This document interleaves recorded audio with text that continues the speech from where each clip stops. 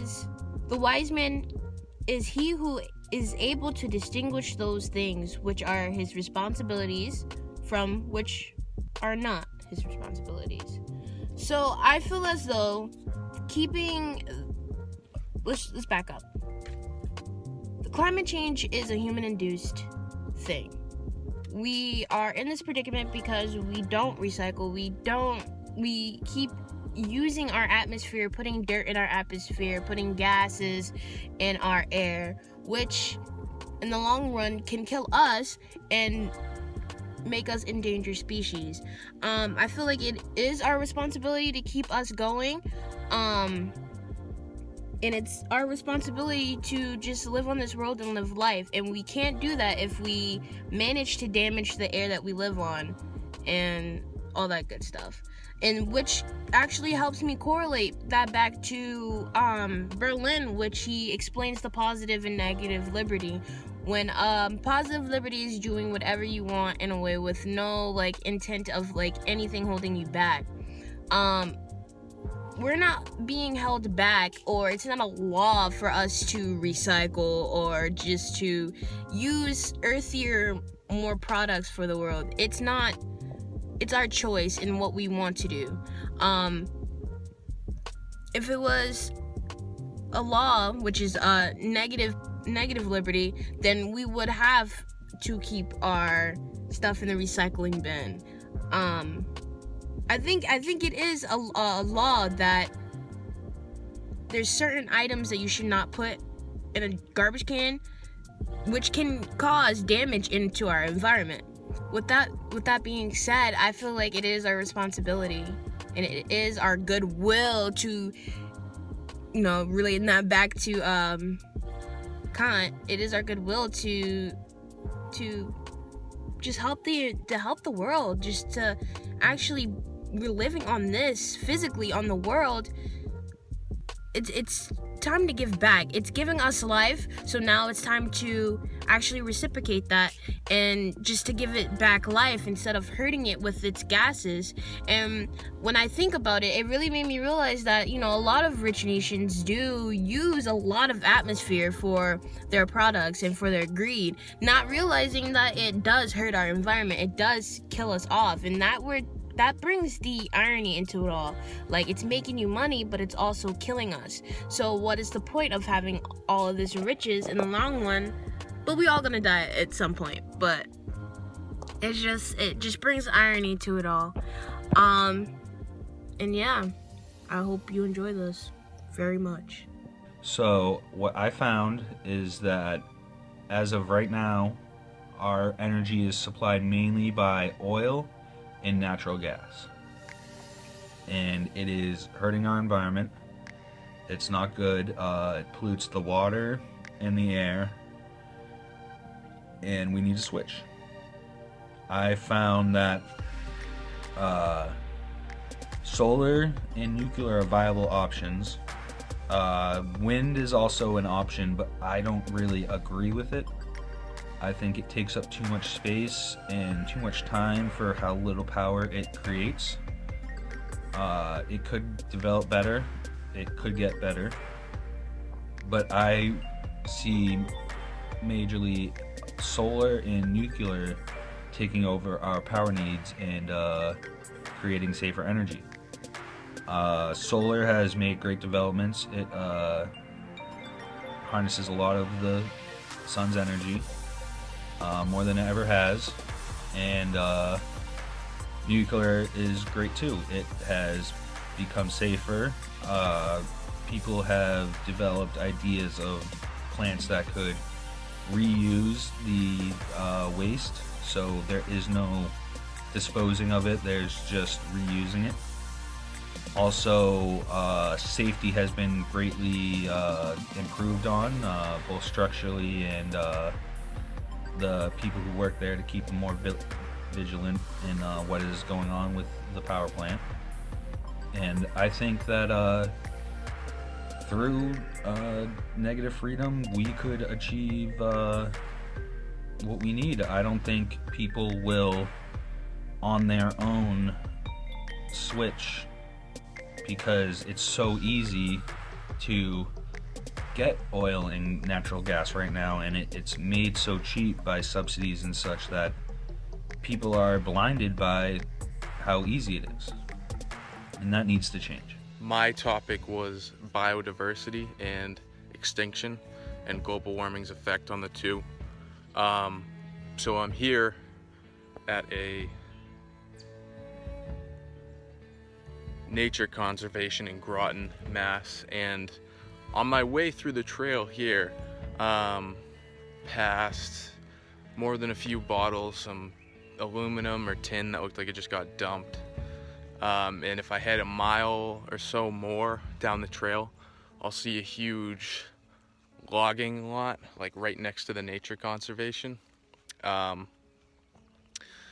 what I found in my research was how global warming affects individual species as well as ecosystems as a whole greatly. Something like 98% of the greenhouse gas effects, emission, whatever, goes into the ocean, and it contributes to coral reef destruction and the loss of habitat for many species. But the main thing that was found is just how devastating the loss of one species can be to an entire ecosystem. For my analysis, I chose to look at Courtney's article on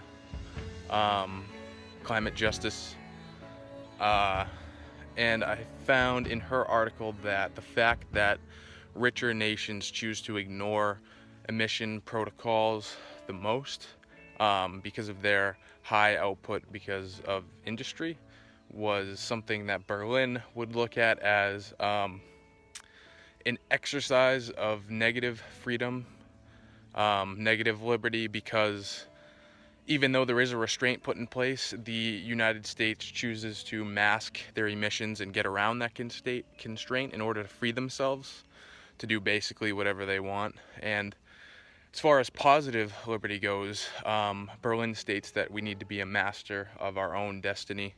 And essentially what we're doing is looking at our nation as a whole as just sort of an output machine. All we really care about is our way of living, how big our cars are, how nice our cars are, same for the house, and we don't, as a nation, look at the whole environment as something we're affecting. So as Berlin states, Berlin states that somebody playing in a symphony is doing so freely because they choose to play in that symphony and they understand what playing at that symphony is, and they take it as a part of themselves to play in that symphony. They're not a slave to the composer. So, hearing some animals.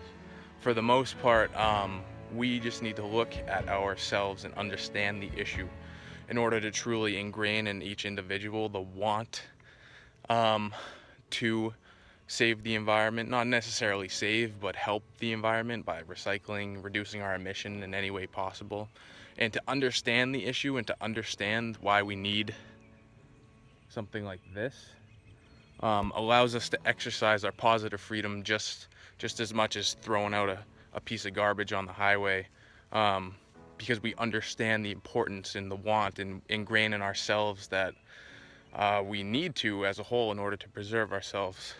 So,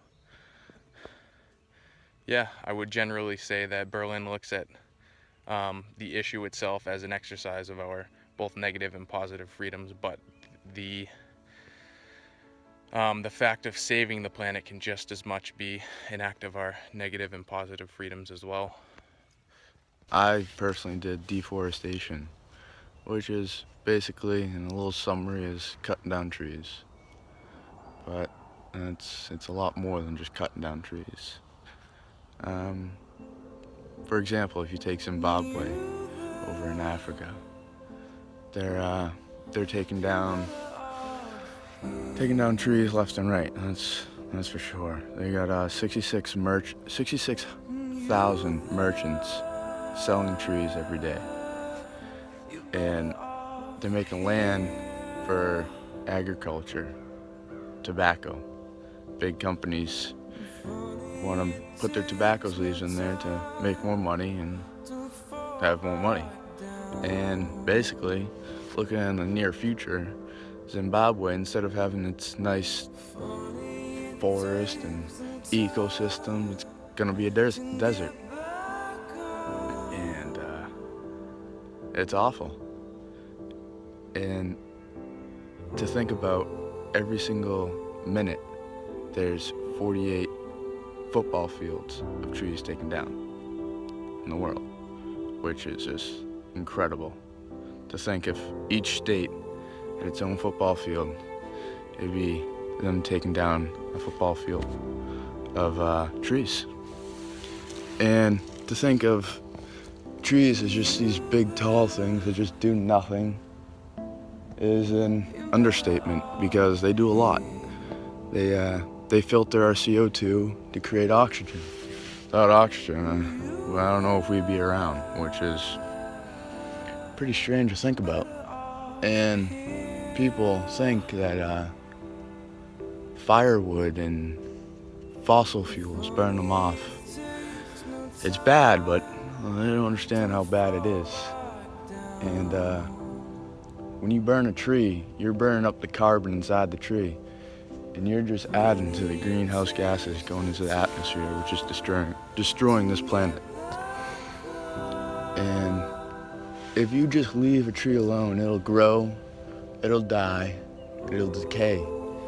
During that whole process, you bet it's a filter, and it's filtering that carbon, making the air easier to breathe, and greenhouse gases just wouldn't be a thing.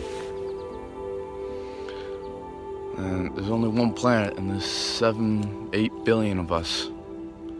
We gotta take care of it. There's only one of them.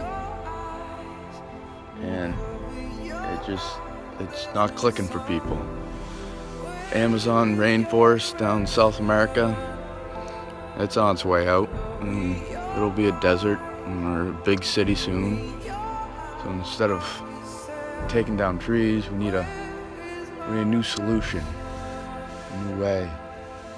And it's awful to think about that we're ruining this planet, and without trees in the ocean, CO2 levels just keep rising, and that'll be bad news. Yeah, that's all I got. We gotta save this planet, and it's one tree at a time, that's for sure.